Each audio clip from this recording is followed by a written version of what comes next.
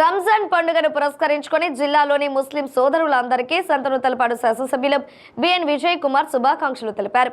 నెల రోజుల పాటు కఠోర దీక్ష చేసి ముస్లింలు ప్రార్థనలు చేశారని తెలిపారు. క్రమం తప్పకుండా ఖురాన్ చదువుతూ 10 మందికి సహాయపడుతున్నారన్నారు. పవిత్ర రంజాన్ సందర్భంగా ముస్లిం సోదరులకు శుభాకాంక్షలు తెలిపారు. అదే సమయంలో రాష్ట్ర అభివృద్ధికి కూడా ముస్లిం సోదరులు పాటు పడాలని ఎమ్మెల్యే విజయ్ కుమార్ కోరారు. రంజాన్ శుభాకాంక్షలు. సంతనూతలపాడు కాన్స్టిట్యున్సీ ముస్లిం సోదరులకి, ప్రకాశం జిల్లా ముస్లిం సోదరులందరికీ నేను రంజాన్ శుభాకాంక్షలు తెలియజేస్తూ ఉన్నాను.